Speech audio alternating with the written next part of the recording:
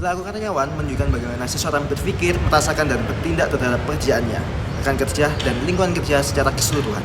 Setiap karyawan membawa latar belakang kepribadian, motivasi, serta nilai-nilai yang berbeda. Faktor lain seperti kepuasan kerja dan budaya organisasi juga membentuk bagaimana mereka bersikap dan berperan di tempat kerja. Karena itu, perilaku karyawan menjadi dasar penting dalam terciptanya lingkungan kerja yang efektif. Pertama, ada perilaku positif, memberikan dampak besar bagi organisasi. Karyawan yang disiplin, mampu bekerja sama, dan proaktif biasanya menciptakan suasana kerja yang lebih harmonis. Mereka membantu meningkatkan produktivitas, memperlancar komunikasi, dan seringkali memberikan contoh bagi rekan kerja lainnya.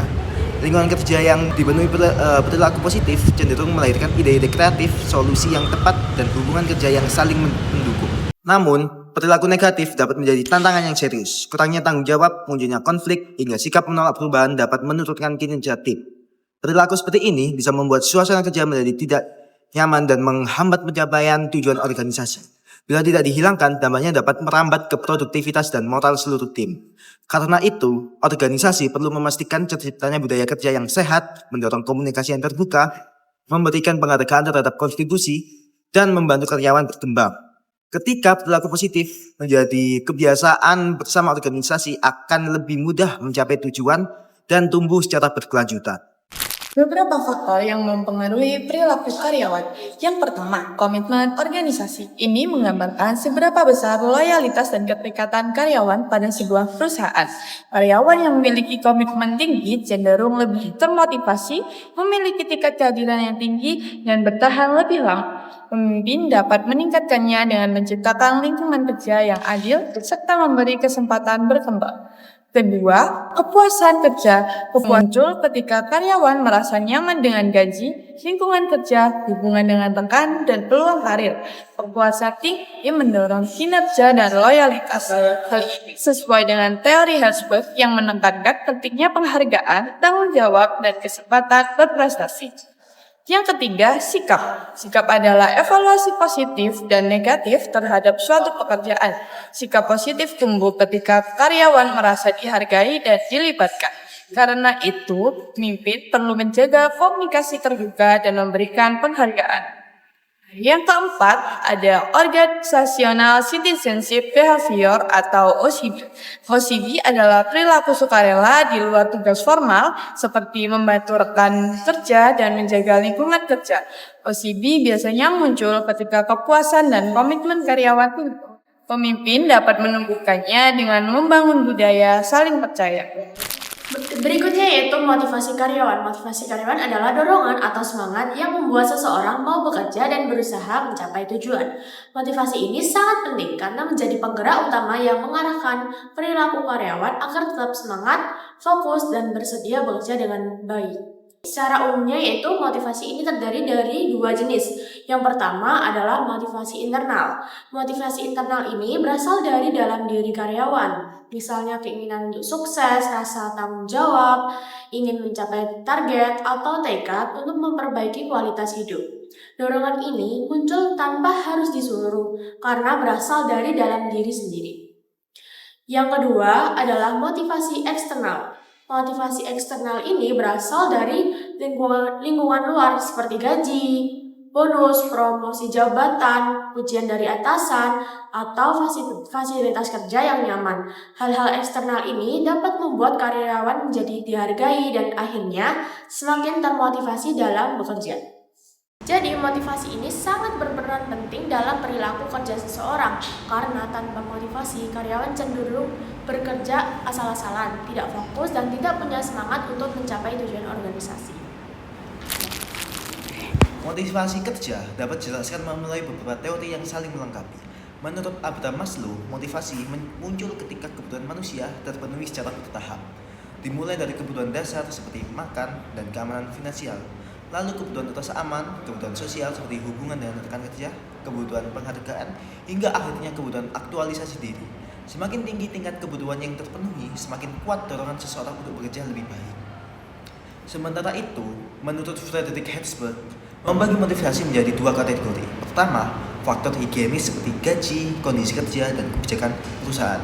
Faktor ini tidak membuat karyawan termotivasi, tetapi dapat mencegah ketidakpuasan. Faktor kedua yaitu faktor motivator seperti pencapaian, pengakuan, dan tanggung jawab. Inilah faktor yang benar-benar mendorong seseorang untuk bekerja lebih semangat. Tanpa motivator, karyawan mungkin tetap bertahan, tetapi tidak akan berkembang. Nah, teori ketiga datang dari Viktor Fromm melalui model harapan. Menurutnya, karyawan akan termotivasi jika mereka yakin bahwa usaha yang mereka lakukan akan menghasilkan kinerja yang baik. Mereka juga harus percaya bahwa kinerja yang baik akan memberikan imbalan, dan imbalan itu adalah sesuatu yang mereka inginkan. Jadi, motivasi muncul ketika ada hubungan yang jelas antara usaha, hasil, dan penghargaan.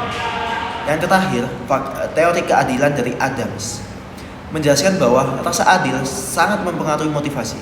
Karyawan akan bekerja lebih semangat ketika merasa diperlukan setara dengan rekan-rekannya. Sebaliknya, jika mereka merasa kontribusinya lebih besar tetapi imbalannya sama atau bahkan imbalannya lebih kecil, semangat kerja mereka bisa menurun. Persepsi keadilan ini bukan hanya soal gaji, tetapi juga perlakuan, kesempatan, dan pengakuan.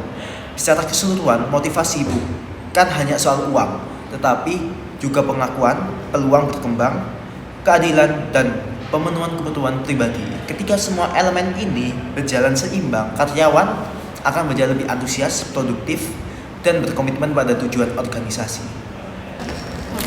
Berikutnya yaitu motivasi karyawan yang bertujuan untuk meningkatkan kinerja, produktivitas, dan kepuasan kerja.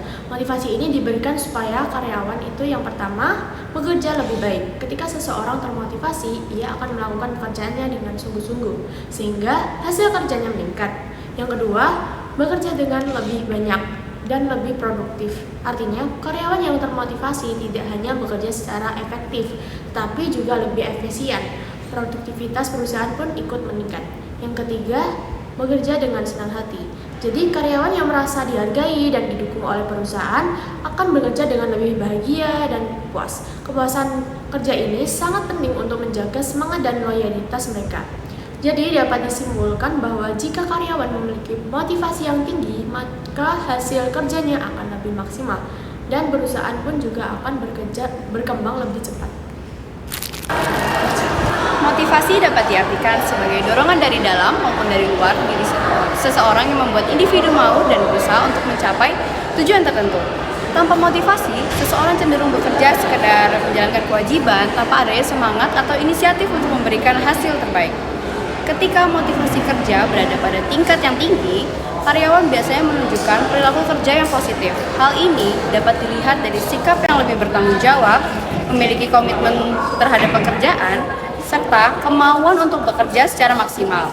Karyawan yang termotivasi juga cenderung lebih disiplin, memiliki loyalitas tinggi, dan mampu bekerja sama dengan baik dalam tim. Pada akhirnya, kondisi ini akan berdampak pada peningkatan kinerja dan produktivitas organisasi secara keseluruhan. Sebaliknya, jika motivasi kerja rendah, perilaku yang muncul seringkali bersifat negatif. Karyawan bisa merasa tidak puas terhadap pekerjaannya, kurang bersemangat, dan menunjukkan kinerja yang menurun. Dalam jangka panjang, motivasi yang rendah dapat menimbulkan berbagai masalah seperti meningkat tingkat absensi, menurunnya kualitas kerja, hingga munculnya potensi turnover, yaitu